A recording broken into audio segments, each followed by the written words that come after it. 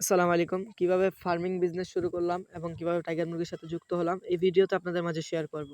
তো সালটি ছিল ২০২২ ১০ই ডিসেম্বর। আমার এক বন্ধুর পরামর্শ হচ্ছে আমি একটি শেড নির্মাণ করি মুরগি পালনের জন্য। তো তখন আসলে আমি বেকার ছিলাম। আমার বন্ধু আমাকে পরামর্শ দিল যে ফার্মিং সেক্টরটা আসলে খারাপ না, এটা ভালো প্রফিট আছে। চাইলে করতে পারি।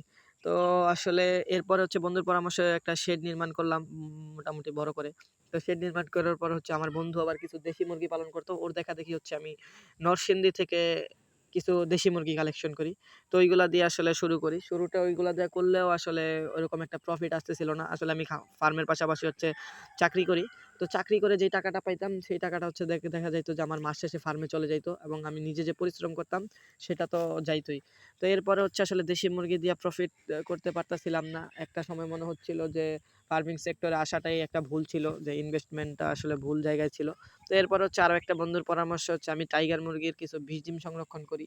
ও তারপরে হচ্ছে বীজ ডিম সংরক্ষণ করার পরে হচ্ছে আপনার ওই অল্প কিছু ডিম আমি ফুটায়া বিক্রি করে বাজারজাত করি। দেখি যে আলহামদুলিল্লাহ খুব ভালো প্রফিট হইলো ১ম এই। তো এরপরেই আসলে টাইগার মুরগি নিয়ে একটা মনের মধ্যে একটা অন্যরকম আকর্ষণ কাজ করে। তো এই টাইগার মুরগির ক্ষেত্রে আসাটাও এত সহজ ছিল না। অনেক সময় প্রতারিত হইছি। আগে আমি ডিম কিনে বাচ্চা ফুটায় বাজারজাত করতাম। তো ডিম ফুটায় যখন খামার থেকে যখন ডিম আনতাম, মানুষ আমাকে এমনও সময় গেছে হচ্ছে টাইগার মুরগির সাথে অন্য মুরগির ক্রস করে ডিম দিয়ে দিছে। তারপরে হচ্ছে নষ্ট ডিম দিয়ে দিছে। আমার এমনও মনে আছে একটা খামার থেকে আমি ৳৬,০০০ ডিম আনছি। ওইখান থেকে হচ্ছে ২০০ পিস ডিমই আমার নষ্ট হইছে। ২১০ পিস ডিমের মতো হচ্ছে নষ্ট হইছিল। তো এরপরে হচ্ছে লাস্টের বার যখন কাস্টমার কমপ্লেইন আসলো যে, "না ভাই, আপনার এখান থেকে তো এগুলো অরিজিনাল টাইগার পাইলাম না।"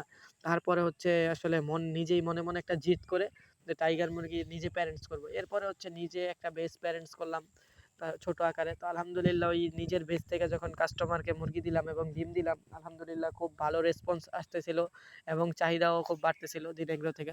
তো এরপরে আসলে আমি বড় আকারে একটা প্যারেন্টস তৈরি করি, যেটা বর্তমানে আমার খামারে সেকেন্ড প্যারেন্টস বেস হিসাবে আছে। তো আলহামদুলিল্লাহ এখন খুব ভালো চলতেছে আল্লাহর রহমতে। ব্যবসা খুব ভালো চলতেছে এবং আমাদের কাস্টমারদের রিভিউ আলহামদুলিল্লাহ, আল্লাহর প্রশংসা।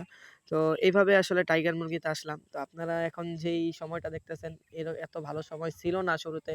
অনেকের প্রতারণার শিকার হইছি, নতুন ছিলাম, এত অভিজ্ঞতা ছিল না। তো অনেক চড়াই-উতরাই পার করেই এখানে আসছি। তো আমাদের জন্য সকলে দোয়া রাখবেন। ইনশাআল্লাহ আমরা যেন কাস্টমারদের সবসময় ভালো জিনিসটা দিতে পারি এবং সেরা জিনিসটা দিতে পারি। হ্যাঁ? দামের মধ্যে। তো সকলে আমাদের জন্য দোয়া করবেন। আমাদের ফার্মে আপনাদের সকলকেই স্বাগতম। আপনারা সামনাসামনি আসুন। দিন এগুলোতে দেখুন আমরা কিভাবে প্রতিটা প্রসেস সম্পূর্ণ করে থাকি। আমাদের ফার্ম ভিজিট করেন। আমাদের ফার্মের লোকেশন গাজীপুর, পুবাইল, মীরের বাজার।